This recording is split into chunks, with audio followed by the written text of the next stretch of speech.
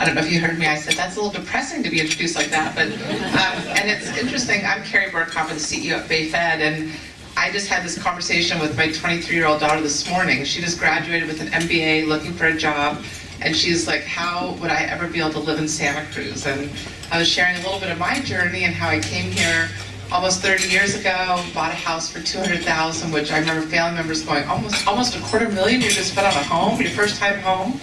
And it's like, you know, what an investment that's been. But she just doesn't have that hope. And so I think that's what we're all here today, is just to talk and share our ideas. We're a vibrant community. How can we build that hope for people who want to have a home and also work together? It's just plain old economics to increase the supply. So I look forward to the conversation today. I'm excited to be here. I just got back from Chicago, and I always love coming home. Whenever I drive over 17, I always am so happy where I live, so I'm really grateful to be here. Bay Federal Credit Union has been serving Santa Cruz County since 1957. This November we'll have our 60th anniversary. We're gonna have a big party, so look out for news on that. Since the early days when we were formed by teachers at Santa Cruz High School, we've been committed to this organization where it's a pretty basic process. Members bring in their deposits and we lend it back out to neighbors and friends. And our focus has always been on helping people get transportation and housing. Our work includes being an advocate at the regional, state, and national level, and we understand the criticality of affordable housing right now and how important it is to also recruit the talent that we need for our businesses. We're proud that we're sponsors with Santa Cruz Area Chamber of Commerce, the Santa Cruz County Business Council, the Monterey Bay Economic Partnership, as well as the city and county governments to really work together on this issue. So I applaud the efforts that we're all putting forth, and I look forward to more to come on that. And that said, we've been looking internally at how we can make a difference, and so we've been taking action and have recently expanded our products to include more innovative and affordable home loans to help community members buy a home of their own. If you're interested, we have a really unique first-time home buyer program that will help people get into more of the jumbo loans that oftentimes they get pushed out of. We have low down payment requirements, mobile and manufactured homes, which are a prominent area of housing for people in our community, FHA and VA loans, and we're committed to being whatever financing partner you need for your home. So that's, I have a lot of my home lending team up here in the front.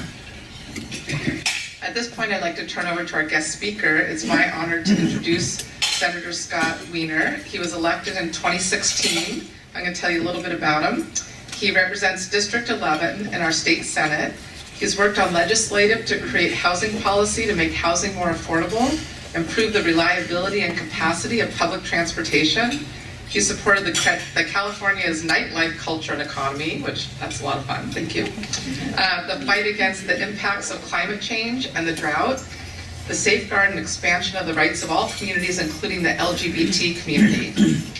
Senator Wiener serves on the House Services Committee as the chair, the Transportation and Housing Committee, Energy, Utilities and Communications Committee, Appropriations Committee, and Public Safety Committee. Prior to his election in the state Senate, he served as a member of the San Francisco Board of Supervisors, where he authored a number of first-in-the-nation laws, including mandating fully paid parental leave for all working parents, requiring water recycling and solar power in new developments, and banning public spending in the states with LGBT hate laws. His focus is on improving public transportation, including authoring and passing a ballot measure to tie public transportation funding to population growth, which resulted in over $20 million annual increase in the funding for San Francisco's light rail and bus system. His housing work has included passing legislation to streamline the production of affordable housing and allow for the construction of new in-law units, which created a path for adding new rent-controlled units to San Francisco's housing stock. Before being elected to the Board of Supervisors, he served as Deputy City Attorney in San Francisco's City Attorney Office, where he represented San Francisco in court, ranging from trial courts to the United States Supreme Court, and supervised a team of trial attorneys. He served as the chairman of the San Francisco Democratic Party, and he received his bachelor's degree from Duke University and a law degree from Harvard Law School. He spent a year in Chile on a Fulbright scholarship doing historical research and he's lived in the Castro neighborhood in San Francisco for nearly 20 years. Senator Wiener, we really appreciate all the work you've done. We're so happy you're here today. Thank you.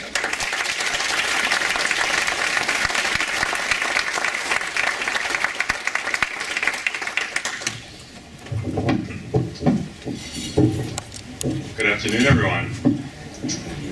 It's been a while since I've trying to tell me something. It's been a while since I've been down. I was sort of pretty much stuck in San Francisco and San Mateo County for a few years of my race, and so it's nice to be able to come back and see all of the. Is that better? Yeah. So it's great to be able to have a little more flexibility to come and talk to different communities around the state, around the issues that are really confronting all of us. And I think sometimes we get so cabined, a little tunnel visioned in our own communities, which is natural, and we're really all in it together. So we have to all be willing to work together and get to know other communities, even the communities where you don't live or work. So, for me, and first of all, I also want to say that I'm thrilled that people in Santa Cruz County are reaching out around housing, because housing, in particular, I think for so many years it was viewed as this just city by city issue and nothing interrelated. And I think many people are coming to the realization that it is a regional and statewide issue. And so having these conversations between cities and even among different regions in the state is incredibly important. And so I really appreciate you wanting to work with me and with others in the legislature who are doing this work. Your own Senator Bill Monning has been very supportive of the housing work that we've been doing, and so thank you for sending good people to the state capitol.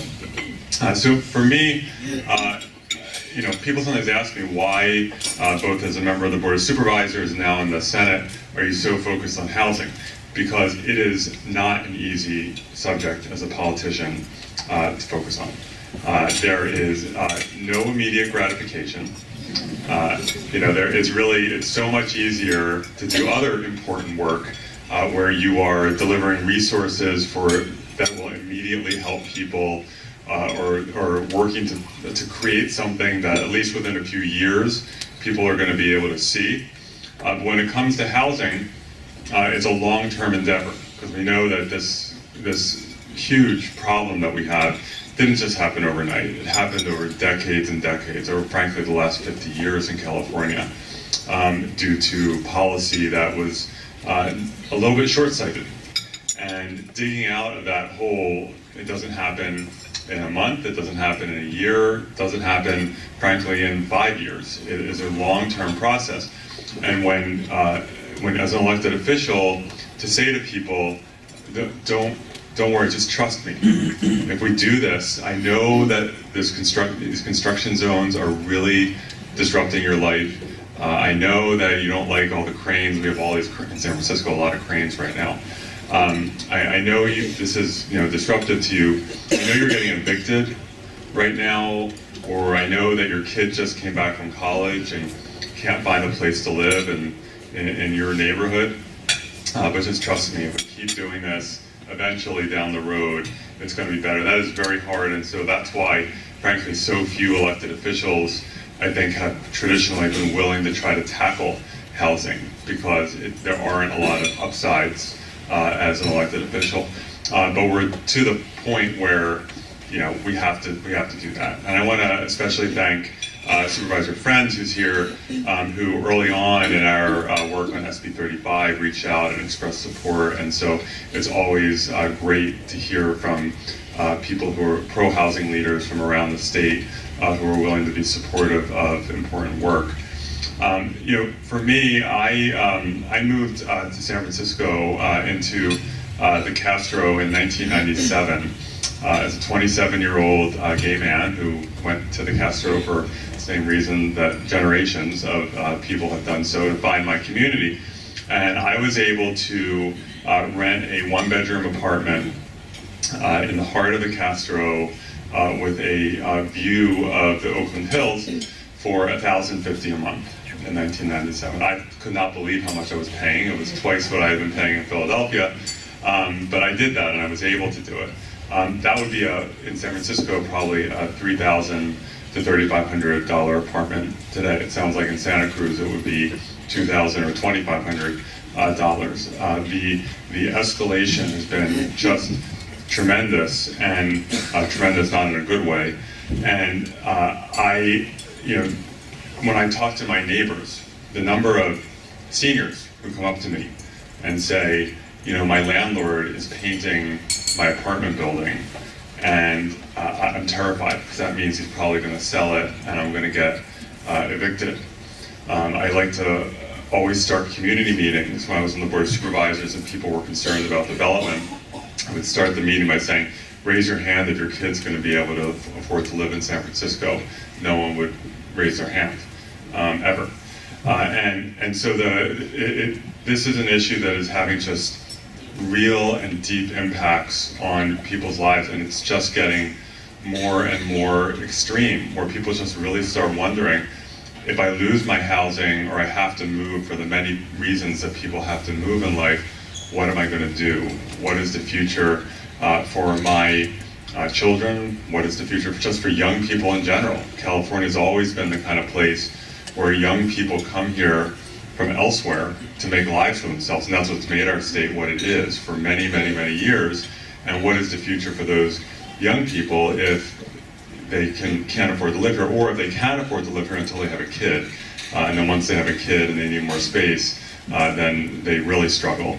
And so for me, and I know for a lot of people, it's that personal impact on so many people in our lives and in our community that I think motivates us to work on this issue and to try to make structural change. I think sometimes these issues, especially when we talk about state legislation, get boiled down to local communities are bad, so the state has to step in. And it's not really about that. The local communities, and I say this as a former local elected official, play an irreplaceable role in terms of community development and knowing what works in a community and working together to try to move in a good direction. But the state has a role as well. And the state's role is not to micromanage or to try to have some sort of centralized command and control, but to set parameters. To say, we like local control, we want local control, but it has to operate within certain parameters so that we are meeting the needs of our broad community. And we see this in a lot of areas in education. We don't just say to local school districts, do what you want, it's local control. There's a lot of local control in public education, but the state also sets a lot of standards and you have to operate within those standards. We see it in healthcare.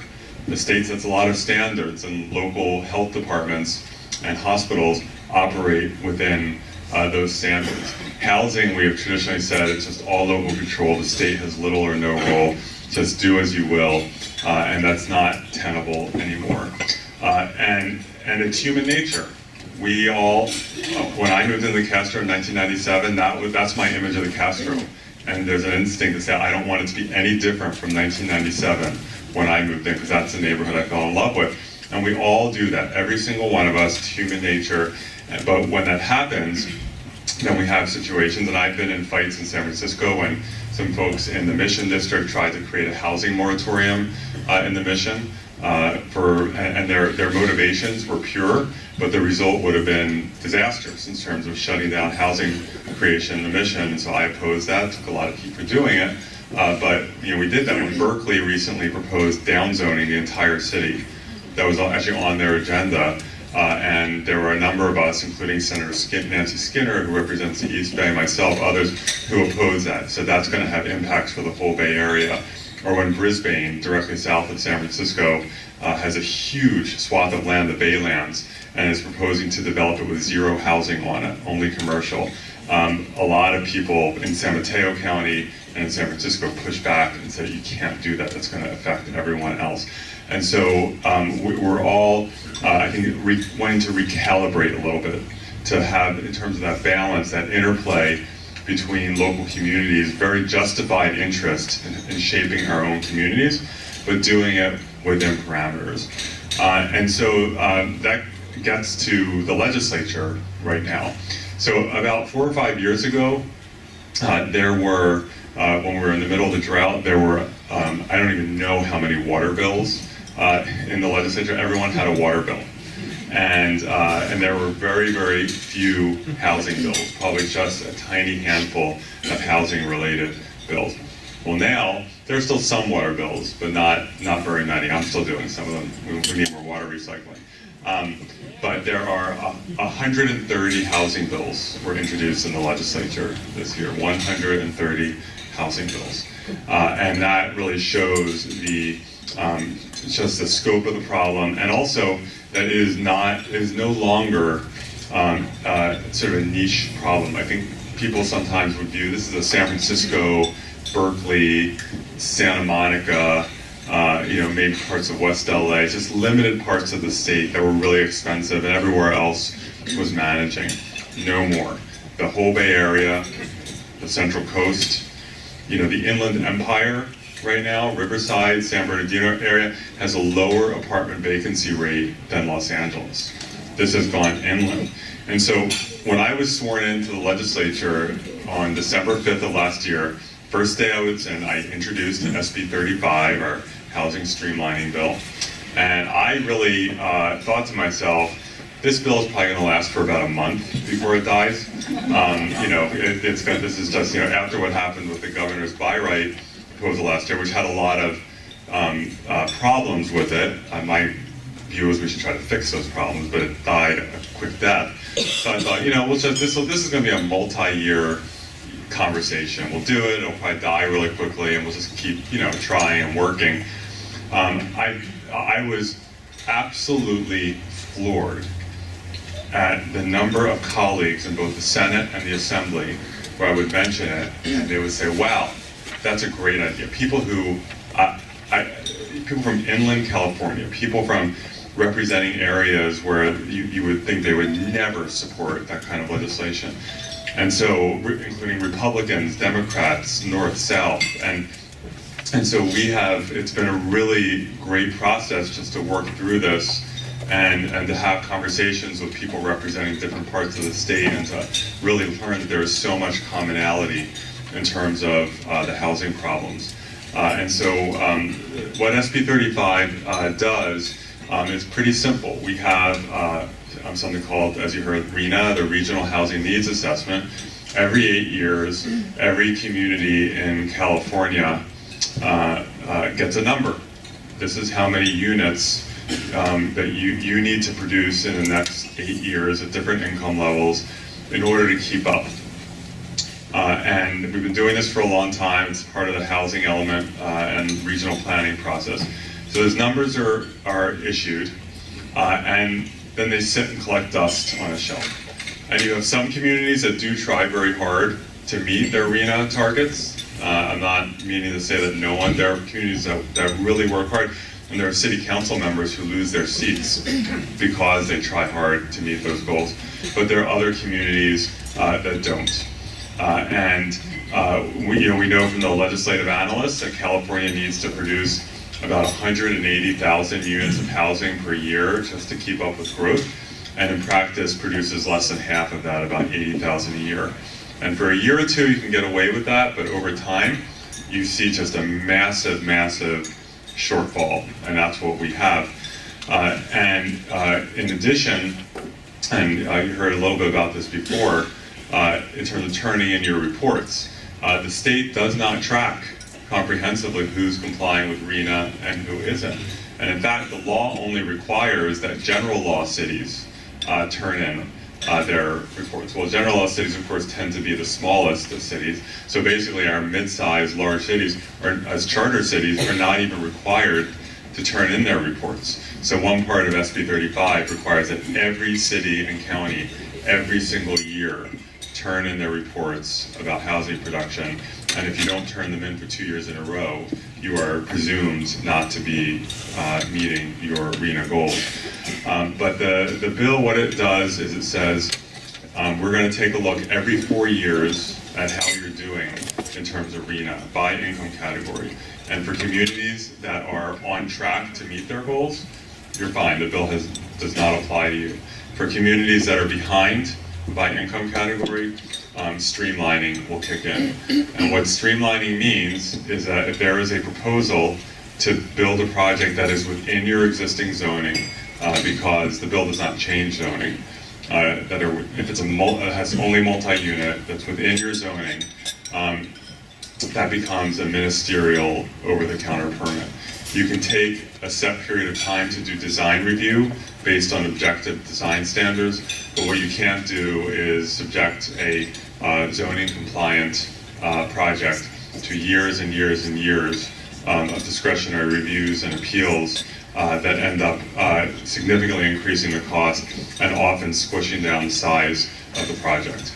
And we see, in San Francisco, we see this everywhere. In San Francisco, I had one project in my former supervisorial district. It was a 12-unit project, which in San Francisco is not a particularly large project, but a 12-unit project that was on-site affordable housing that was 100% zoning compliant. It took 6 years to get it approved, and that is not okay. And so that's the basic gist of the bill. We worked very closely with the coalition that opposed the governor's streamlining measure, and we now have the support of labor. We have the support of several major environmental groups, including the Natural Resources Defense Council and the League of Conservation Voters, and we have the support of a broad coalition of affordable housing nonprofit developers like Bridge and Mercy, and a number of other affordable housing groups, as well as a number of chambers of commerce from around the state. We got it passed out of the Senate, and we are now in the Assembly. We came out of our first Assembly committee 2 days ago, have another committee coming up, and we're cautiously optimistic, and the governor has been very supportive. But it's not, this is just one piece of the puzzle. Because when you look at what are the things we need to do, and some of the challenges we have, there's process, which that's what this starts to address. There's also the issue of zoning, and that is the hardest one of all. We're not addressing that now, but it is a longer conversation about zoning in terms of areas, particularly, in the Bay Area. We have a lot of neighborhoods that have BART stations or Caltrain stations, and it's pure single-family homes around there, and they don't allow you to build anything other than single-family. When you're talking about making major transit investments, that's exactly where you should be putting more housing. That is a really hard conversation, but it's an important one to have. And then that emerging issue is around fees associated with development. I've been a supporter of impact fees on development. I authored legislation in San Francisco that for the first time applies transportation impact fees to residential development. We had always exempted it. I'm a supporter of inclusionary housing.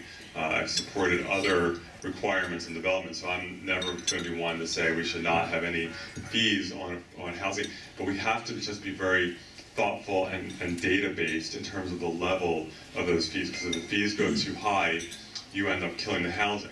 And so we had a huge fight in San Francisco about what the percentage for inclusionary housing should be. And it was one of those bizarre debates where people get very caught up on what the percentage is, and what the percentage is, and instead of how many affordable units is it going to produce, because people don't live in percentages, they live in the number of units. And so when we were debating, should it be 20%, should it be 25%, should it be 15%, and just having that, without having done yet a feasibility study, or maybe 20% gets you more affordable units than 25%, because 25% of zero is zero. And if you're just going to focus on the percentage, let's do 50% or 75%. That sounds really great. And I had colleagues who insisted on 25%, not based on any feasibility study, but just because it sounded like a good number. Well, they passed it, and I didn't support it, and it was a hard vote not to vote against increased affordable housing, because I wanted to increase our percentage, but I wanted to do it based on what's feasible. Well, lo and behold, they put the cart before the horse. They passed it. We had some projects that converted from residential to hotel as a result of it, because the 25% was not feasible for a lot of projects. The feasibility study finally came out, and lo and behold, the feasibility, the sweet spot in terms of what's going to give you the highest percentage is somewhere in the 18 to 20 range. So the Board of Supervisors, just to its credit, went and reduced that percentage. So that's another issue that I think there are some communities around the state. Some are doing it for very pure reasons, that they want to, recoup some value from development. There are some communities that have learned that if you just jack up your fees really high, the development will go away because it won't be feasible anymore. And then the final piece is funding for affordable housing. Because when you look at a place like Santa Cruz or like San Francisco or like especially our highest cost part of the state, the market simply will not produce housing that's affordable to particularly low income people. I think for the middle class, some people talk about affordable housing. When we talk about affordable housing, everyone has their own definition, but really what we're talking about is subsidized housing that is income-based. So you pay your rent or your mortgage based on what your income is. And it requires a public subsidy of some sort. And for our middle class, it's my view that we're never going to subsidize our way out of our middle class housing problem. There's just not the resources available. We need just more housing overall for our middle class. For low income people, we do need subsidies because even if we really transform things, it's not going to get it to the point where a senior on fixed income or an emancipated foster youth or a formerly homeless person or someone who's a single parent working a minimum wage job trying to raise kids, those folks need our help. And so we need much better funding for affordable housing. The federal government has largely withdrawn from the housing business. We still have the federal housing tax credit, but if they slash income taxes, the value of that tax credit is going to plummet. And so we're not optimistic about what's coming from the federal government. The state has really not done enough. We're trying to fix that now. We have a bond that the Senate just passed, a $3 billion affordable housing bond for the ballot next year.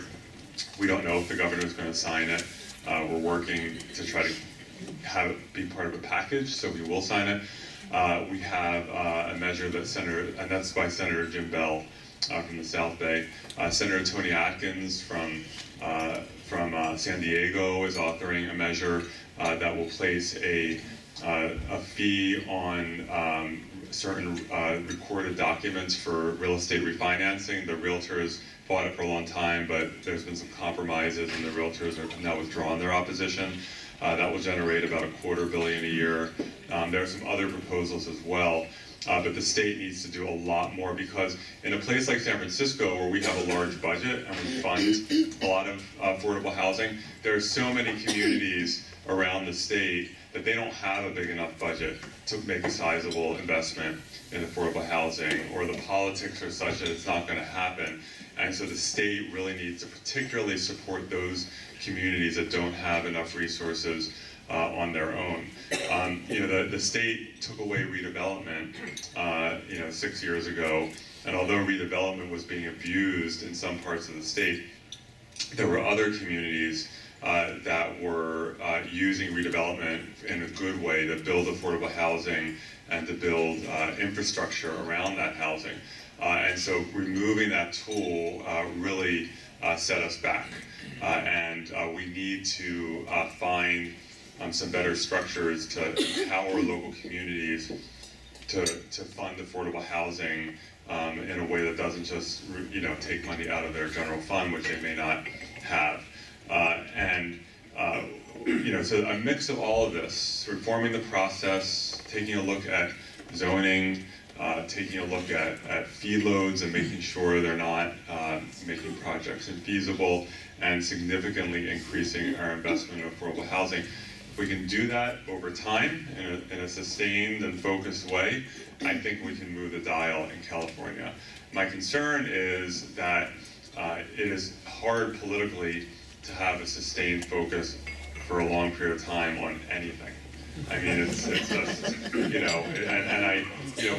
passed a major transportation funding package a few months ago, SB1, which is, thank you.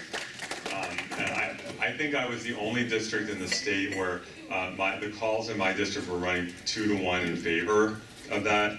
There were some very liberal districts in LA where they were running 10-to-1 against. So it was a hard vote for a lot of people. And one of my colleagues, Josh Newman in Orange County, is they I think pretty much qualified a recall election against them. But we passed that bill, and it's great, and it was hard, and we patted ourselves on the back. But on transportation, we're not done. There's so much more that we need, because when it comes to adding more housing, you can't do it without the transportation infrastructure around it, or you're going to create a mess. And so I get concerned in transportation that they're going to say, okay, we're going to check the box. We passed SB1, it's over, we can move on, we don't have to deal with this for another 20 years, and that is absolutely untrue, and the same goes for housing. We can't just do one good year with a housing package, because we're going to have to do it next year and the following year and keep doing it. So I look forward to that work, and I would love to partner with you and to make this really a statewide coalition demanding that the state, working with local communities, do more to house all of our residents. So again, thank you for having me today.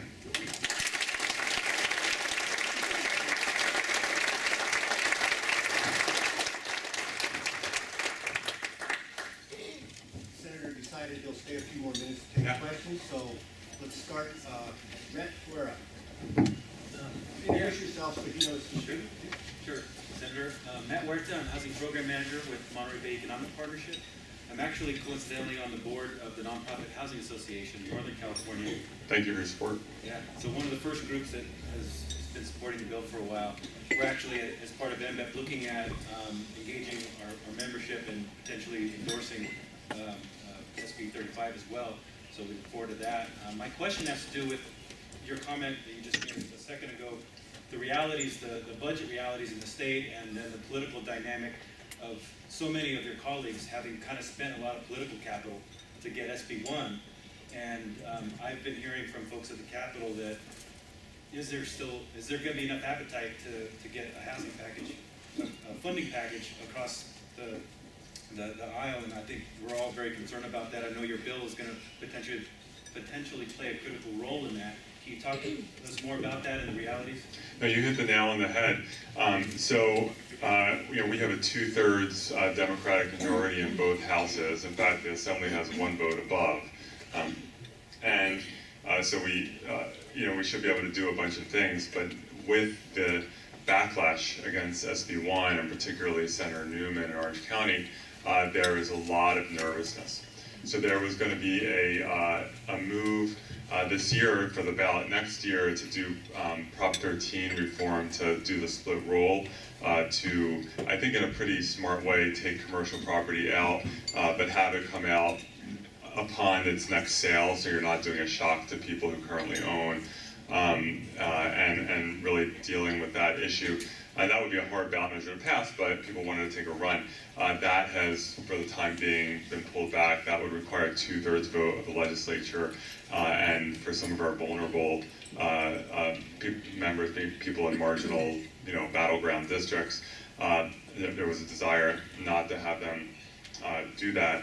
I have a measure to say that only if the feds repeal the estate tax, that we would replace it with an identical tax in California. I was put on a short leash on that one. I haven't brought it to committee yet. I don't know if I ever will, although they can't do anything there, so I don't know that they're actually going to get it together to repeal the federal estate tax, which would be a good thing. But then also there are two, the bond went through the Senate. I think they'll be able to get it through the Assembly. I think bonds are a little bit easier, even though it is paid by taxes. It does increase property taxes. It's less of a direct correlation for people. But the two measures that are pending right now, one in the Senate, one in the Assembly, are tax increases. They require 2/3 vote, and they are tax increases. Even though a fee on when you record a real estate transaction document should not be, it's not really a tax. The anti-tax people got a constitutional amendment 5 or 6 years ago to classify those kinds of fees as taxes. And so there's hesitancy and to even bring it to a vote. And so we need to push, because in the Senate we can definitely get to 2/3, definitely. But the leadership, I understand, I'm not criticizing the leadership. They're protecting the caucus. They don't want us to be perceived as going hog wild with taxes, and then we end up losing a bunch of seats next election. And so we need, I think, a push, a grassroots push. Right now, the main grassroots push that's been happening in the Capitol is the California Nurses Association going, spinning around single payer and making threats against the Speaker of the Assembly, and that's like the graph. And I would really love to shift, and I support single payer, but to shift some of that, frenetic energy to housing and to, increasing child care subsidies and some things that we know we can do, but we just need the political will to do it. Very far back. Jane Marr with Eden Housing. With what housing? Eden Housing. And we're going to thank you for your efforts. I really appreciate the bond on the ballot. I think it's necessary, but more important is, and I hope you really support the permanent source of financing. We've had Prop 46 in the past, we've had Prop 1C, and those have been great times for affordable housing developers, but when they go away, we're left to dry for a while. And so bonds are great, but if we can get that permanent source of financing, that would be great.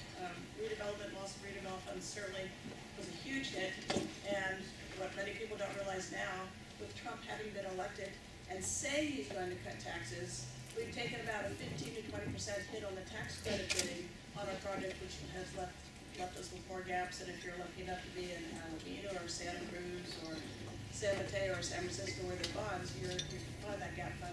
We don't have that down here yet, so appreciate all your efforts. Yeah, no, and I agree with you 100%. And so for the permanent source of funding, Governor Brown, I'm a big supporter of Governor Brown. I don't agree with him on everything, but he's just he's in a class by himself in terms of the ability to lead. And he has, I think, he doesn't necessarily philosophically support subsidized affordable housing. I don't want to speak for him, but I think he's, he has his own views on it. And some of the issues he raises are legitimate, but I just disagree with him. I think it's important housing for us to fund and produce. And he has been very clear that he does not want affordable housing funding to be paid for out of the general fund. And so he has said over and over again that there needs to be a permanent source to do that. And so SB 2, which is the main permanent source bill, that's the one that puts the fee on refinancing real estate documents, which I'm a co-author of. I strongly support it. That is the one that's sitting on the Senate floor right now. I believe we have 27 votes to move it off the floor. But again, with Senator Newman being recalled at the moment, I think there's a lot of nervousness in terms of him, even though I know he supports it, to vote for another quote-unquote tax increase, even though, again, it's not really a tax increase, it's a fee. So we're going to keep pushing, and Senator Atkins, I know, is very determined to try to move that bill. She's been working on it for 4 years. But it's not enough. When we're done, it's about $250 million a year. We need more than that. Michelle. Johnny Gumbs, reporter, Santa Cruz Central. Excuse me, Johnny. Michelle. Go ahead. Okay, sorry. Hi, Michelle Malloy, Santa Cruz City Council. I so appreciate the depth of knowledge that you have around this issue. It's really impressive, and not all of our state legislators have that knowledge, so thank you so much for starting this conversation. I took the time to read the latest bill analysis last night, and one thing that I noticed is this doesn't apply equally to counties as it does to cities in regards to meeting the RENA numbers. Am I interpreting that correctly? No, it's still, counties still get a RENA goal. There are some counties that, it just depends on what the unincorporated area is. In some counties, a lot of the unincorporated area is sort of protected open space, and this bill doesn't apply to prime farmland and other areas that we really don't want where we don't want development to happen. But I don't know specifically what you're referring to, but the counties are still bound by RENA, and that streamlining would still kick in if they're behind. Okay, so if they don't meet the RENA requirements and they don't fall under those exemptions that you just Right. mentioned, that's great, because in Santa Cruz, you may not know, 60% more of our land is unincorporated. Yeah. And we have a lot of urban areas within there, so, and the dynamic here locally is the city tends to get a lot more political pressure to Yeah. provide more housing than the county, so thank you, it's great to hear your bill won't exacerbate that. And Yeah. one figure that I like to throw out to give people perspective is California's 49th out of the nation, out of 50 states, for the amount of housing starts we've had in the last 20 years. So when people come to me and say, well, it's just too many people, or there's not enough water, the fact of the matter is, we haven't been building like we need to. It's not just a shortage for low-income housing, but it's a shortage in general. First of all, thank you for saying that. I really, it's really music to my ears. I know as council members, it is so hard to talk like that, and you get a lot of, because I got it too, you get so much pushback, and it's dangerous, but it's so important, so thank you for doing that. The bill, and I'd like to talk to you, just figure out exactly what you were referring to. We focus on urbanized areas that are already developed, because we don't want this to become an engine of sprawl. We want to focus on infill. But I'd like to know more about what you were referring to. Thanks. Great. Yeah. Okay, let's go to Johnny, and then we'll go to Carrie. Johnny Gums, Santa Cruz Sentinel. I've covered city and county government. What I hear from mayors is that there's a lot of hotels being built because hotels bring room taxes that do not have to be shared with anyone else, not the state, not the schools, not the fire district, not the water district. And so when a hotel proposal comes in, it is welcomed with open arms. Not so for housing. So this is it's an incentive set up by, a structure in the state that it seems like the legislature would have control over. So what's your thought on that? To clarify, the Santa Cruz mayor doesn't say that.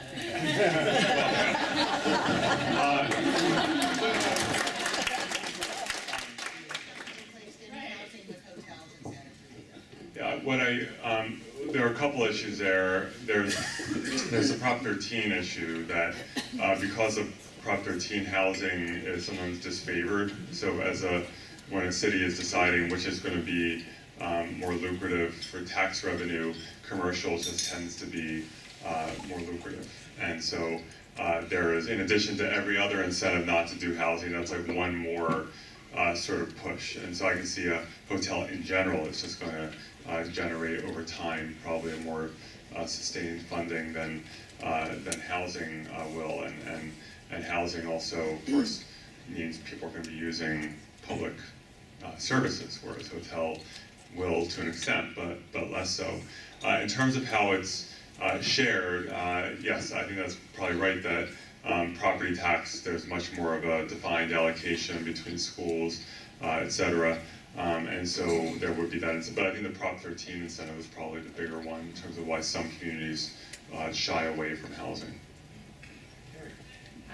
I don't know if maybe I don't have enough information, that's why I'm asking the question, but if we did have the counties and cities have to do the housing over the counter because they didn't have, fulfill their requirements, does it also exempt the coastal commission from stepping in and saying no? Because that's, I think, some of the challenges that we face. Well, so this bill, in terms of the coastal zone, under the jurisdiction of the coastal commission, that is not included in this bill. And that was one of the, in terms of what and I know that impact, in parts of the Bay Area, that means that's 200 feet in. I know Central Coast, it can go in deeper. In working just with the environmental community, there were certain things that were important to them in terms of coming to a resolution that people could support. The coastal zone was one, prime farmland was another, focusing on urbanized areas. How far does the coastal zone go in Santa Cruz? It varies. There. Yeah, zigzag. So yeah, this does not streamline in the coastal zone. Yeah, that was gonna be my first question, because our coastal zone comes into some of our even downtowns. Yeah. So anything we can do about that to adjust that in the future would be really helpful. But on the future opportunities, hopefully, and thank you for, again, for your leadership on SB 35 in particular.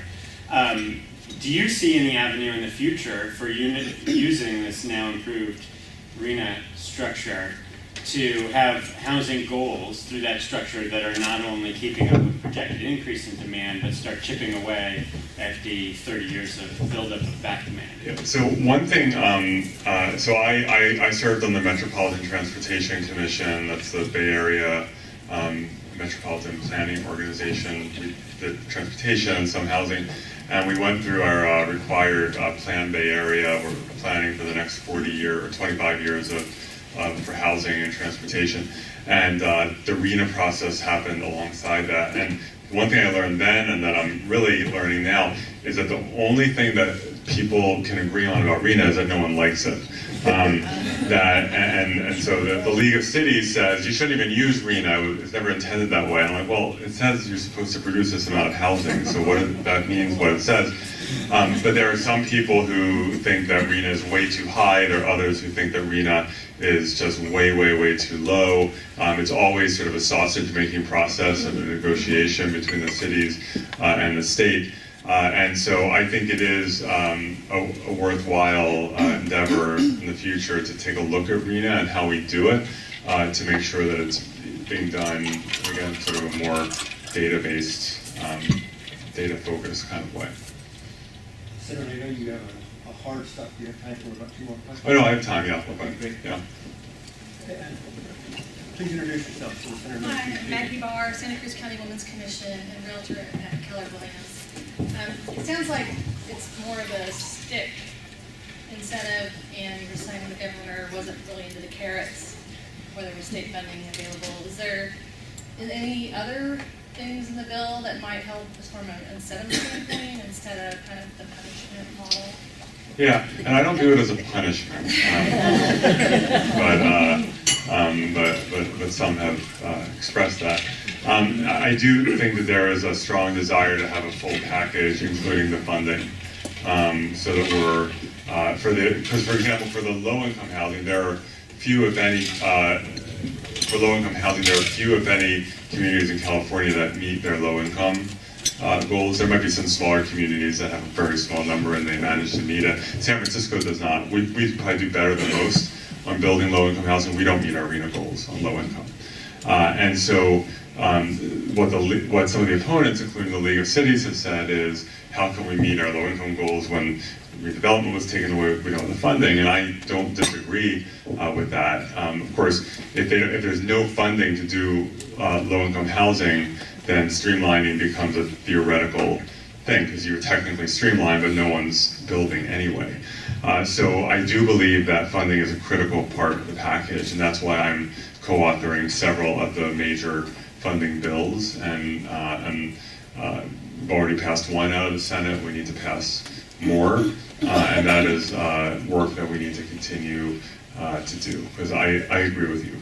You have to have both.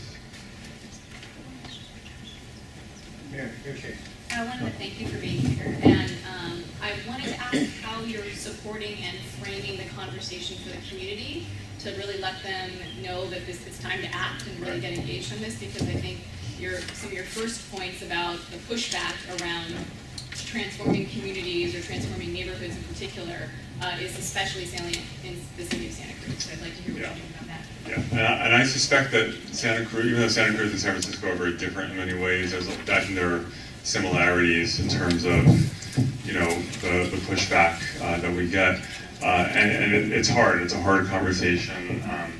I think when you do polling, people tend to be really pro-housing. That's my experience, and they're pro-housing until the development is on their block. Right. I had right before I left office, my last year in office, I had a very contentious fight about a pretty small project in the Castro area, And the people who were fighting it, I was really surprised, because these are people who, in my experience, are super pro-housing. They're not, I never, ever viewed them as, in any way, like NIMBY-ish. They were, but they had, their concerns, and they would talk about how, oh yeah, the Mission Housing Moratorium was the stupidest thing ever, it should never have done it. But here are the 5 reasons why this doesn't make sense at this particular site, and we get that over and over again. And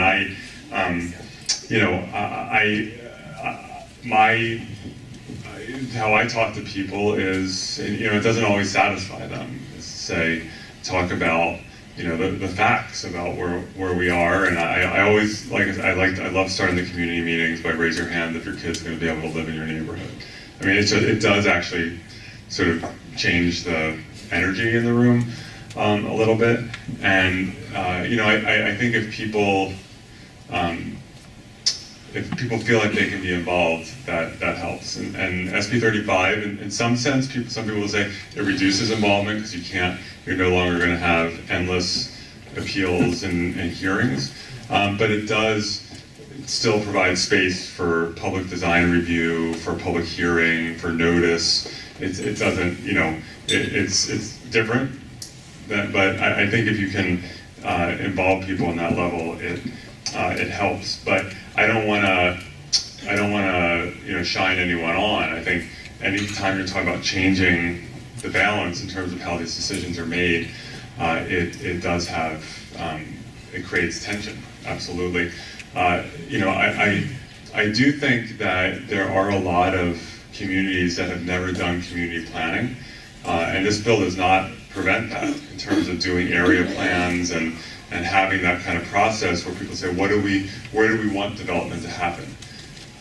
Where do we want it to be focused? Where should we have some taller construction? Where should it be shorter? And I think it would be great for the state to help financially communities that don't have their own finances to do that kind of process, to help more communities engage in that. Let's come up with objective design standards so that developers know, here's the design handbook. It tells you what's okay and what's not okay, so people know going in how they should be designing. And so it's objective, it's not just arbitrary. And I do think the state should be providing financial resources for the communities that can't afford to pay for that on their own. Time for 2 more questions. Yes. Claudia Brown, Homeless Services Center. Thank you. You're very impressive in terms of how you speak about the issues and the measured way you go about it. One of the things that I'm unclear about is you talked about how much housing needs to be built in California and that we're building half of that, whatever the numbers are. I've seen other reports from McKinsey about we're building a third of what the housing we need. Do those numbers take into account the fact that homelessness is rising faster in California than it is in the rest of the country? If we build that much housing, are we going to have housing for, depending on the quality, the affordability of the housing, are we taking into account the numbers of homeless people that also need to be housed? I believe so, yes, and in 2 ways. It doesn't take into account the money that we need for sort of subsidized housing for our poorest residents. But the number is included in that. But here's the other aspect of it. And again, I'm sorry to bring it back to San Francisco. I mean, this is what it's my community, it's what I know best. I know this would apply, I imagine, in other large cities. So in San Francisco, we have a large stock of SROs, single room occupancy hotels, formerly known back in the day as flop houses. And these are the places where, you historically, people who are really poor could always find a place to live. You were getting a disability check, a Social Security disability check. That was enough to pay whatever was the $200-300 a month to be able to live in one. And they weren't fancy. You typically don't have your own restroom, but you had a place to live. And those SROs now, more and more, we're seeing waiters and retail workers and people who have traditionally lived in more traditional apartments living in those SROs because they are the only places they can afford. They're now, instead of a few $100s a month, about $1,000 a month. And so I'll tell you, marginally homeless people are not affording that anymore unless they already are in there with rent control in San Francisco. And so when we have not enough housing and so the prices spike, it pushes everything down so that the lowest economic rung housing that otherwise homeless people would be able to afford, they can't afford it anymore, and it's people who are in the working class who are pushed into what we normally had used for homeless or near homeless people.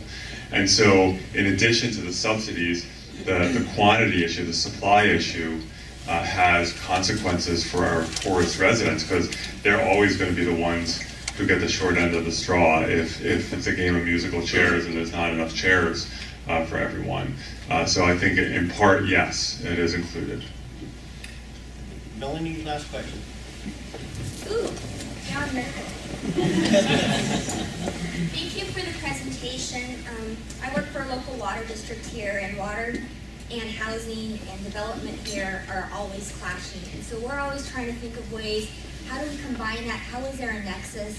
I know, everything is usually that comes down as unfunded mandates that then, the locals have to deal with.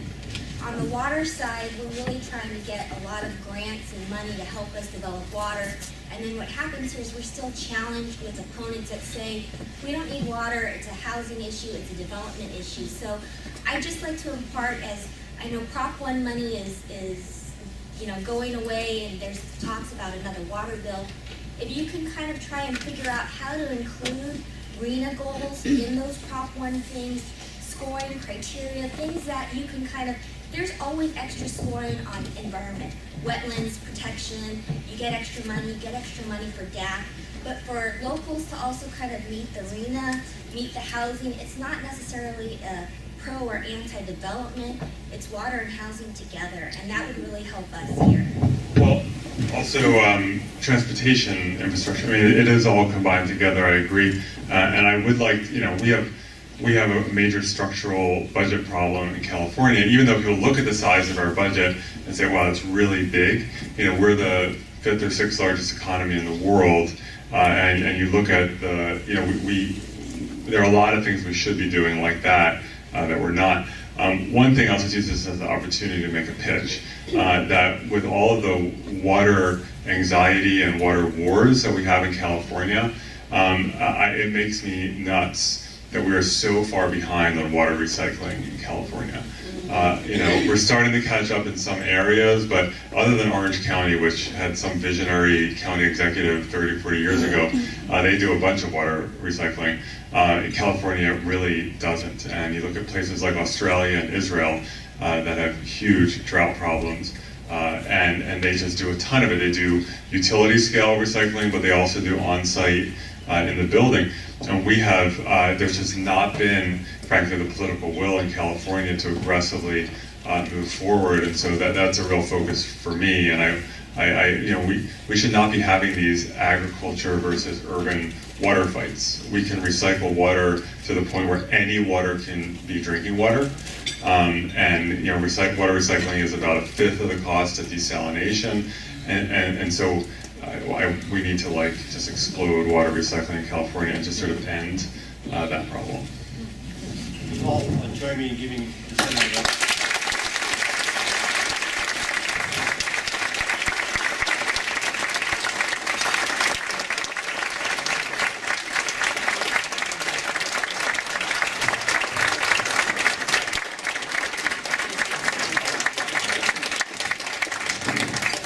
the Senator a Senator, looks like you made 150 new friends tonight.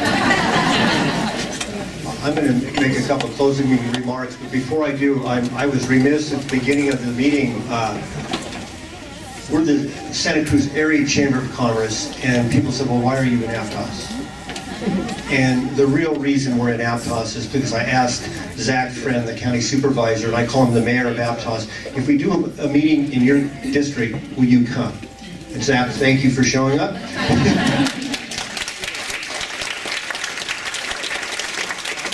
the promise is that he doesn't have to drive up Highway 1 on a Friday afternoon.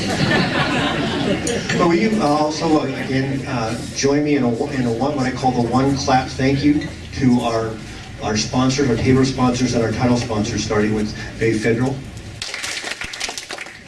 Plantronics, Santa Cruz County Bank, the City of Santa Cruz, UCSC, and Santa Cruz Council, City Council.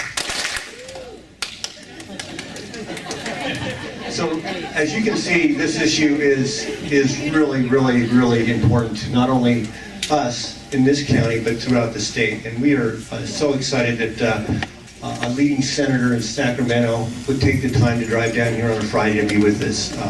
You'll hear more in housing. The Chamber is launching the Year of Housing. We're doing a number of events. I'm working with the city and the mayor on her listening tour, and she will be joining us at sometime in the near future if we can get on her calendar. And later this summer, the Chamber is leading what we call our community leadership visit. It'll be in August, and it will be focusing on housing in the Bay Area with a tour of many of the communities that are impacted with their housing shortages, their transportation problems, their water problems, and how we can learn from them. So stay tuned, and thank you for a wonderful, wonderful turnout today. And please, please drive safely for the 4th of July. And if you have a chance, don't forget the Aptos 4th of July.